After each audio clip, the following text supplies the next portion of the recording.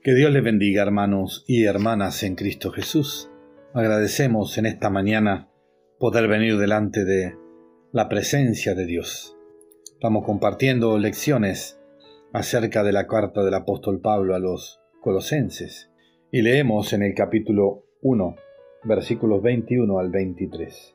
Dice allí la palabra de Dios: y a vosotros también, que erais en otro tiempo extraños y enemigos en vuestra mente, haciendo malas obras, ahora os ha reconciliado en su cuerpo de carne, por medio de la muerte, para presentaros santos y sin mancha e irreprensibles delante de él.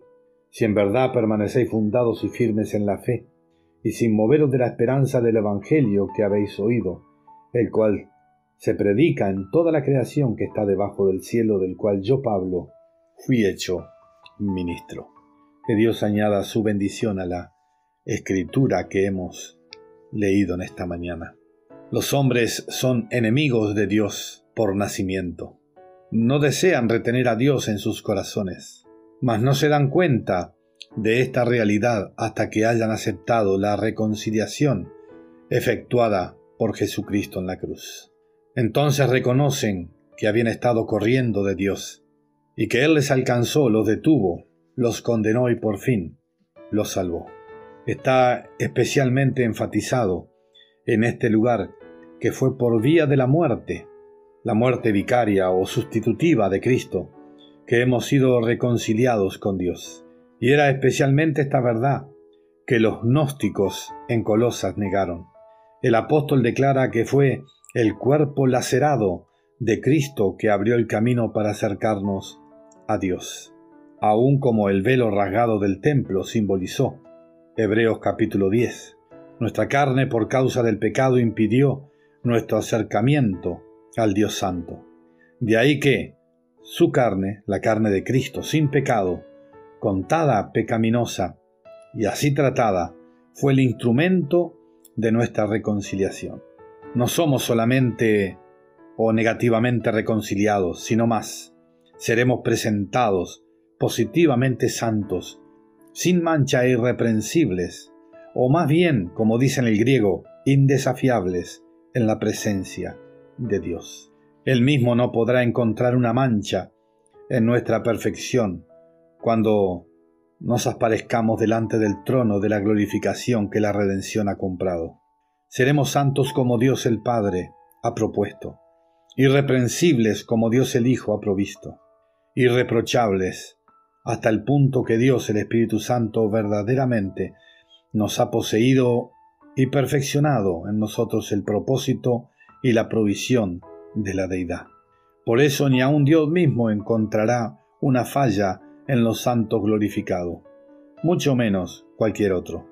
Cuando Él haya terminado su obra en ellos serán indesafiables ante la corte del cielo. Por lo tanto, si Dios está satisfecho, ¿quién osará murmurar?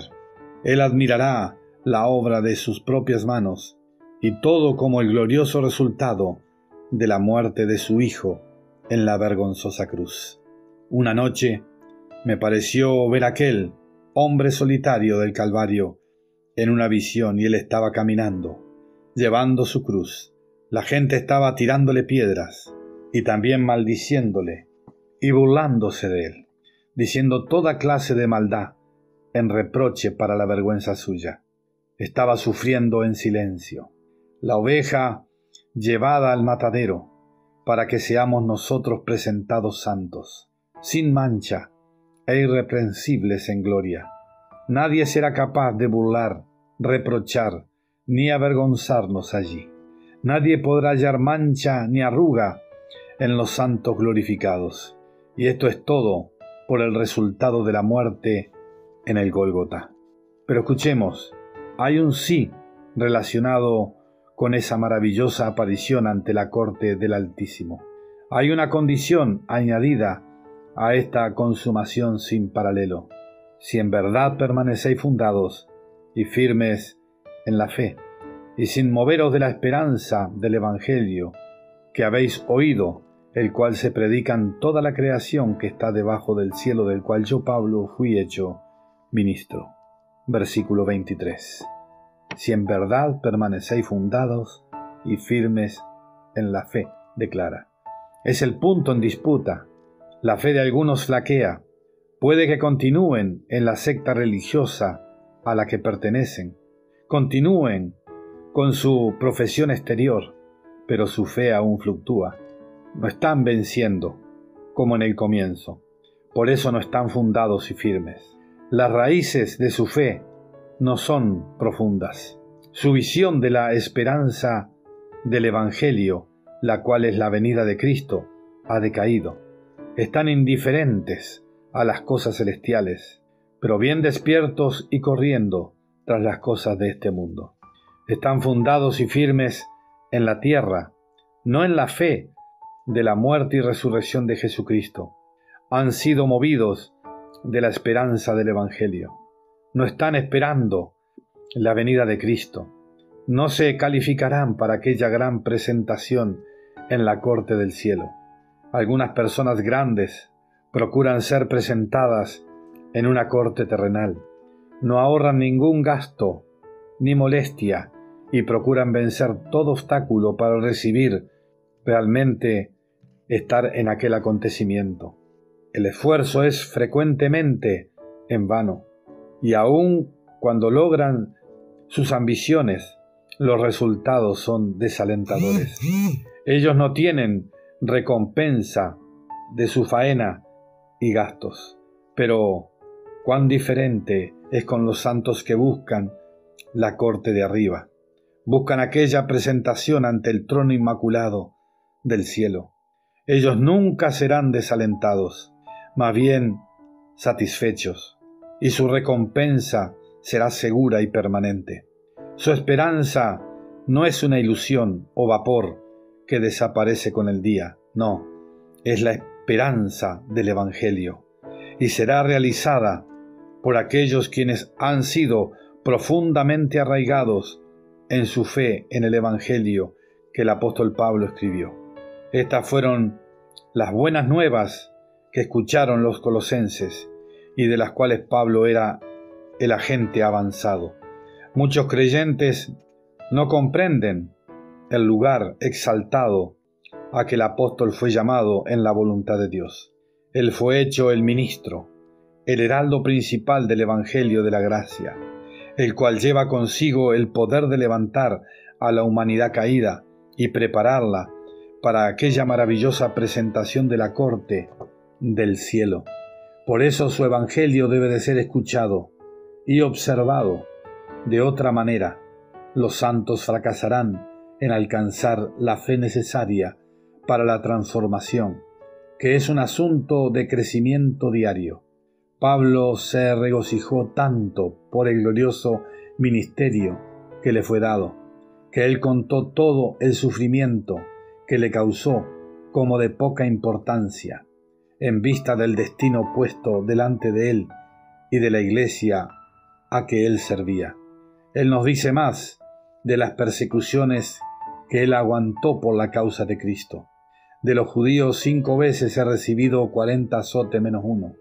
3 veces he sido azotado con varas, 1 vez apedreado, 3 veces he padecido naufragio, 1 noche y 1 día he estado en lo profundo de la mar. Segunda de Corintios capítulo 11, los versículos 24 al 29. Estos son los sufrimientos que faltaron de las aflicciones de Cristo, dejados a propósito para que Él los sobrellevara y tuviese la gozosa realización de compartir el trono con Cristo en la gloria. Y Él añade, de manera que la muerte actúa en nosotros y en vosotros la vida. Segunda de Corintios 4:12. Los corintios fueron una parte del fruto de sus abofeteos y aflicciones, y nosotros también somos el fruto de sus sufrimientos, en cierta medida. Su epístola surgieron del dolor y de la aflicción. Él las escribió todas de la labor penosa, como dolores de parto de su alma, algunas estando aún en prisión, para corregir errores que estuvieron entrando en las asambleas aún en su día. Sin embargo, ahora, 1900 años más tarde, recibimos los beneficios de ellas. Es maravilloso cuán perdurables son las influencias y el poder de su vida llenada del Espíritu y consagrada. Solamente la eternidad descubrirá el resultado y revelará así el fruto. El hecho que está aquí enfatizado es que estas múltiples aflicciones del apóstol tenían un propósito. Eran por el bien del cuerpo de Cristo, la Iglesia.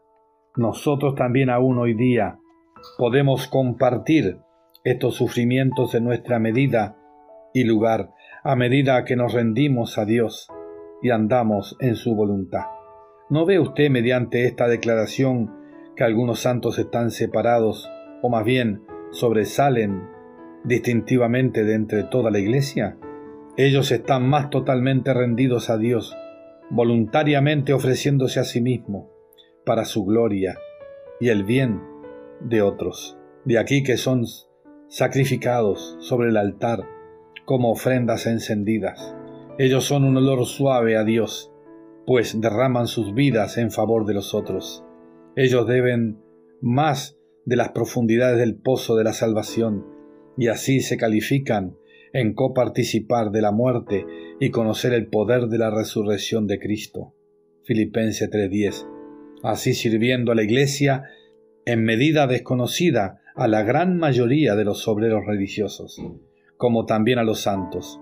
Ellos están llamados a este lugar de sacrificio y de servicio supremamente privilegiados, no por causa de sus buenas obras, sino según la voluntad de Dios en su lugar, aún como fue el apóstol en su servicio divinamente ordenado por Dios. Y por hoy, hermanos, dejamos aquí y seguiremos compartiendo lecciones acerca de la carta a los colosenses. Que Dios le bendiga, pero muy ricamente.